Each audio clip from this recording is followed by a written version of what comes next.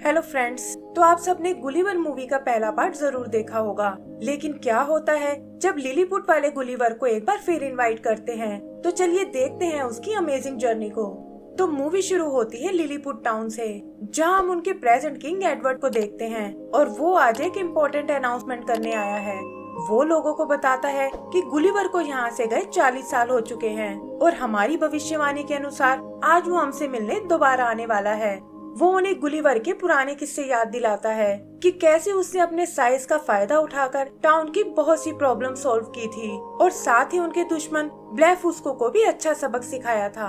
आगे एडवर्ड बताता है कि इस बार भी वो जायंट हमारी बहुत मदद करने वाला है और ये सुनकर वो सब खुशी से नाचने लगते हैं। उसके स्वागत के लिए वो बहुत सी तैयारियां करते हैं, जिसमें एक बड़े साइज का गेट भी शामिल है और जल्दी ही वहाँ लोगों की भीड़ लग जाती है। यहीं हम मार्सी नाम की एक लड़की को देखते हैं जो खुद भी उस जायंट को देखने के लिए बहुत एक्साइटेड है और तभी एक गन गुलिवर के आने का इशारा देती है। सब लोग सांसें रोककर उसके अंदर आने का वेट करते हैं, लेकिन देखते हैं कि दरवाजे पर तो उनके जैसा ही एक छोटा सा इंसान है। यहाँ हम एक वीक पहले का एक फ्लैशबैक देखते हैं, जहाँ समुद्र के बीचों बीच एक कैसल बना हुआ है और अंदर उसके गार्ड्स आराम कर रहे हैं। यहीं एक माउस खुद को ट्रैप से छुड़ाने की कोशिश कर रहा है और तभी वो आदमी वहाँ आकर उसे आजाद कर देता है, जो असल में यहाँ चोरी करने आया है। वो शांत रहने की बहुत कोशिश करता है, लेकिन लकड़ी का फ्लोर होने के कारण जल्दी ही वो सोल्जर्स जाग जाते हैं और वो आदमी उनसे बचकर भागने लगता है। वहाँ से निकलकर वो थ्रोन रूम में आता है, जहाँ एक गोल्डन क्राउन रखा हुआ है और इससे पहले कि सोल्जर्स उसे पकड़ पाए, वो माउस को लेकर वहाँ से भाग निकलता है। तैरते हुए वो वापस अपने शिप पर आता है और हम देखते हैं कि चोरी का उसके पास बहुत सारा खजाना है। फिर वो उस माउस को अपना इंट्रोडक्शन देता है और पता चलता है कि ये आदमी ही असल में गुलिवर है और वो उस माउस को अपना दोस्त बना लेता है।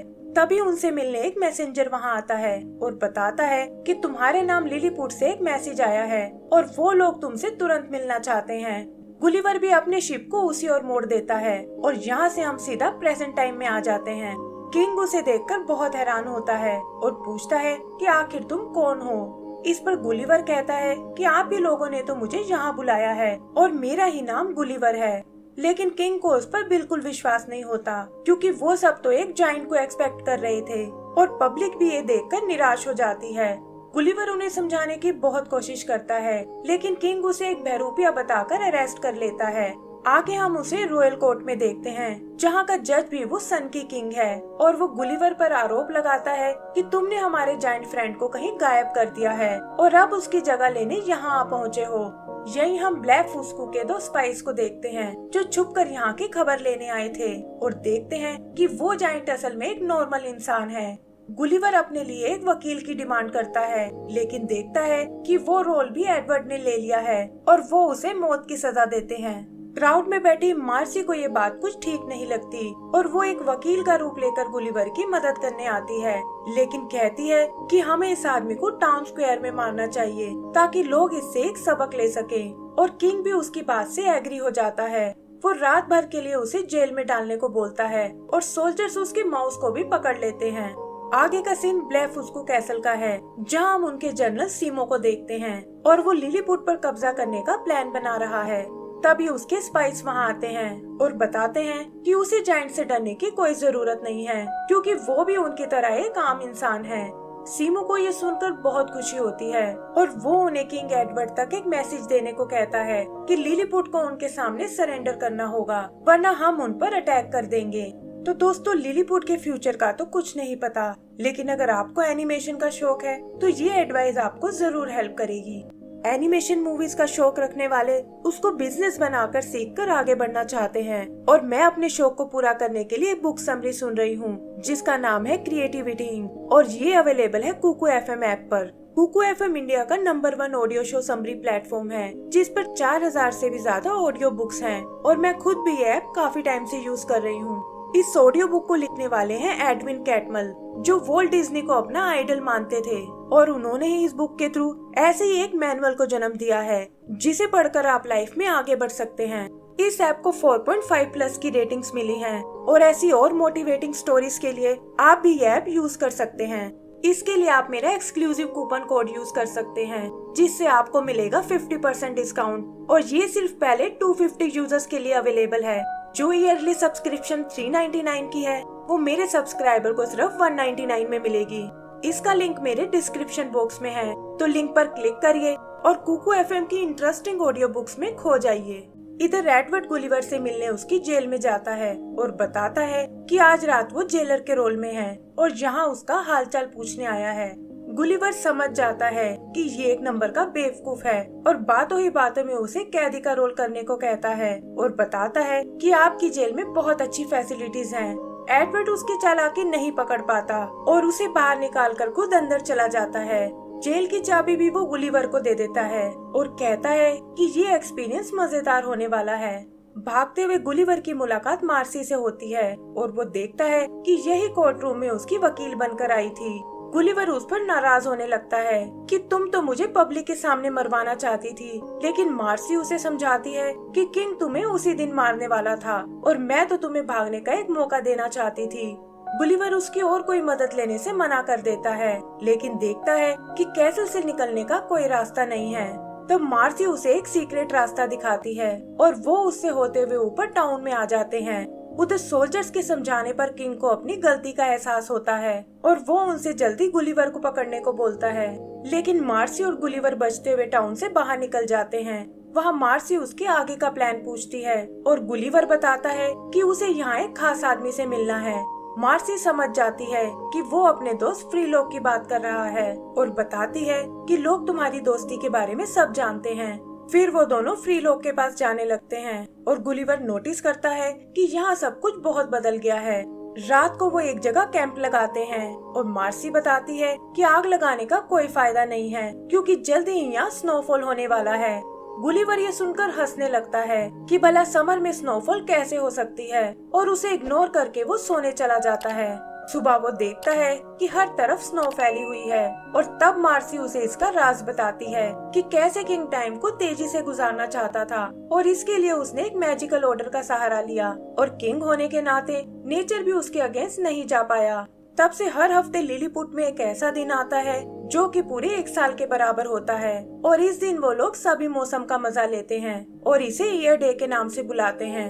इस पर गुलिवर पूछता है कि आखिर किंग टाइम की स्पीड को क्यों बढ़ाना चाहता था और मार्सी इसका जिम्मेदार गुलिवर को ही बताती है क्योंकि उसने 40 साल बाद आने का वादा किया था, लेकिन किंग इतना इंतजार नहीं करना चाहता था और उसने ऐसा तरीका ढूंढा जिससे 40 साल जल्दी से बीत जाएं। तब गुलिवर उसे बताता है कि मेरा किसी भविष्यवाणी से कोई लेना देना नहीं है और मैं तो यहाँ अपने दोस्त फ्रीलोक के कहने पर आया हूँ। फिर वो जल्दी ही फ्रीलोक के घर पहुँच जाते हैं, लेकिन गुलिवर देखता है कि वो तो पहले से बहुत बूढ़ा हो चुका है, जबकि वो दोनों एक ही एज के थे और समझ जाता है कि ये सब ईयर डे की वजह से है।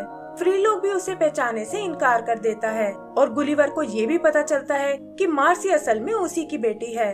तब मार्सी उन दोनों को अंदर चलने को कहती है, लेकिन हम देखते हैं कि फ्रीलोक ने एक मैसेज लिखकर किंग के पास भेज दिया है। गुलिवर उसे एक बार फिर समझाने की कोशिश करता है, लेकिन फ्रीलोक कहता है कि मेरा दोस्त एक जाइंट हुआ करता था और तुम तो कोई बहरूपिया हो। तब मार्सी गुलिवर को बताती है कि उसके पिता ने लोगों को बहुत समझाया था कि गुलिवर एक नॉर्मल इंसान है, लेकिन किंग और उसके लोगों ने हमारा जीना दुश्वार कर दिया और मुझे बचाने के लिए उन्हें भी किंग की जाइंट वाली बात एक्सेप्ट करनी पड़ी। फिर गुलिवर अपना एक गाना गाने लगता है जो वो और फ्रीलोक साथ में गाया करते थे और ये सुनकर फ्रीलोक उसे पहचान जाता है। तभी अचानक वहाँ सोल्जर्स आ जाते हैं और फ्रीलोक को बांधकर गुलिवर और मार्सी को अपने साथ ले जाते हैं और फ्रीलोक इसके लिए खुद को दोषी मानता है। वहाँ किंग उन दोनों को एग्जीक्यूट करने का ऑर्डर देता है और वो देखते हैं कि जल्लाद का रोल भी वही करने वाला है, लेकिन उस नकाब में उसे कुछ नजर नहीं आता और वो हवा में इधर उधर कुल्हाड़ी चलाने लगता है। इधर मार्सी गुलिवर से माफी मांगती है और उसे बताती है कि तुम्हें वो लेटर मैंने ही लिखकर भेजा था ताकि मैं तुम्हारी सच्चाई जान सकूं। किंग भी नकाब उतारकर उन्हें मारने आता है, लेकिन एक गार्ड उसे बताता है कि ब्लेफुस्कू के स्पाइस आपसे मिलने आए हैं और वो तुरंत उनसे मिलने चला जाता है। स्पाइस उसे सीमो की वार्निंग के बारे में बताते हैं, लेकिन किंग उन्हें ये कहकर भगा देता है कि हमारा जायंट फ्रेंड वापस आ गया है। फिर वो मदद के लिए गुलिवर को बुलाता है और उसे डील करता है कि हमारी मदद के बदले तुम कुछ भी मांग सकते हो। गुलिवर भी इसका फायदा उठाकर अपने दोस्तों को छुड़ा लेता है और उधर किंग पब्लिक को बताता है कि गुलिवर ही हमारा असली जायंट फ्रेंड है और हमें ब्लेफुस्कू से बचाने वाला है। लेकिन डार्सी नाम की लेडी कहती है कि तुम्हें इसके जायंट होने का प्रूफ देना होगा और बाकी लोग भी उसका सपोर्ट करते हैं। डार्सी उसे टाउन की दीवार और पानी की प्रॉब्लम को सॉल्व करने को कहती है और गुलिवर भी कुछ सोचकर इसके लिए तैयार हो जाता है। वो अपनी नॉलेज से कुछ मशीन्स बनाता है और टाउन के लोगों की मदद से टूटी हुई दीवार को ठीक कर देता है। फिर इसी तरह वो बारूद से एक चट्टान को तोड़ते हैं जिसने टाउन की वाटर सप्लाई को रोक रखा था और ये देखकर लोगों को बहुत खुशी होती है। तब गुलिवर उन्हें समझाता है कि जायंट का मतलब बड़े हाथ पैर होना बिल्कुल नहीं होता और हम अपने काम और हिम्मत से जायंट बनते हैं, जैसे कि आप सब लोग हो जिन्होंने ये प्रॉब्लम सॉल्व करने में मेरी बहुत मदद की है। यहीं वो स्पाइस भी ये सब नोटिस करते हैं और सीमो को बताते हैं कि गुलिवर सबको लड़ाई के लिए तैयार कर रहा है। सीमो को इससे कोई फर्क नहीं पड़ता और वो कहता है कि मेरे पास हजारों लोगों की आर्मी है और गुलिवर के लिए तो मैंने कुछ खास तैयारी की है। फिर वो अपनी आर्मी लेकर लिलीपुट पर अटैक कर देता है और ये देखकर एडवर्ड और उसके सोल्जर्स वहाँ से भागने लगते हैं। जल्दी ही सीमो लिलीपुट तक पहुँच जाता है और फ्रीलो गुलिवर को बताता है कि हम लोग इनका मुकाबला नहीं कर पाएंगे। गुलिवर भी ये देखकर सोच में पड़ जाता है, लेकिन वो जानता है कि इस हाल में उसे क्या करना है। फिर वो अकेला ही सीमो से बात करने जाता है और कहता है कि मैं तुम्हें सिंगल फाइट के लिए चैलेंज करना चाहता हूँ ताकि मासूम लोगों की जानों को कोई खतरा ना हो। सीमो को भी लगता है कि गुलिवर जैसे जायंट को हराकर वो फेमस हो जाएगा और ये सोचकर वो उसकी शर्त मान जाता है। फिर हम उन दोनों के बीच एक तलवार का मुकाबला देखते हैं, लेकिन अपनी स्किल्स और एजिलिटी के कारण जल्दी ही गुलिवर उसे चित कर देता है और सीमो को भी अपनी हार माननी पड़ती है। सबको लगता है कि शायद अब ये जंग खत्म हो चुकी है, लेकिन तभी सीमो अपने रोबोट को लेकर आता है और अंधाधुंध गुलिवर पर अटैक करने लगता है। गुलिवर भी उसके सामने नहीं टिक पाता और तभी मार्सी नोटिस करती है कि आज तो ईयर डे वाला दिन है और वो अपने डैड और गुलिवर के साथ एक प्लान बनाती है। वो सब गुलिवर को एक जायंट की तरह प्रोजेक्ट करते हैं और ऐसा दिखाते हैं जैसे मौसम में चेंज भी उसी की पावर का नतीजा है। सीमो के सोल्जर इससे डरकर वहाँ से भाग जाते हैं और तभी अचानक वहाँ स्नो गिरने लगती है। इससे सीमो का रोबोट फ्रीज हो जाता है और फ्रीलो के हथौड़े से उसे तोड़ डालता है। सीमो को भी डर कर वहाँ से भागना पड़ता है और लोग गुलिवर का थैंक्स बोलने आते हैं।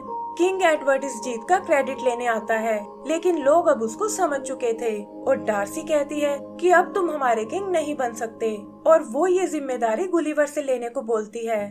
गुलिवर इस ट्रस्ट के लिए उनका थैंक्स बोलता है, लेकिन कहता है कि मुझसे अच्छा किंग फ्रीलोक बन सकता है और वो भी इस पोजीशन को एक्सेप्ट कर लेता है। आगे पता चलता है कि गुलिवर और मार्सी ने आपस में शादी कर ली है और वो अपनी एक नई जर्नी पर जाने वाले हैं। फ्रीलोक और बाकी लोग उन्हें अलविदा बोलने आते हैं और गुलिवर प्रॉमिस करता है कि दोबारा वो उनसे मिलने जल्दी ही आएगा। एंड सीन में हम उन्हें अपनी जर्नी पर आगे बढ़ते हुए देखते हैं और इसी के साथ हमारी ये मूवी खत्म हो जाती है। तो दोस्तों, उम्मीद करती हूँ आपको ये मूवी पसंद आई होगी और जैसा कि मैंने बताया, कुकू FM ऐप को जरूर चेक करिएगा, जिसका लिंक हमारे डिस्क्रिप्शन में है। Thank you.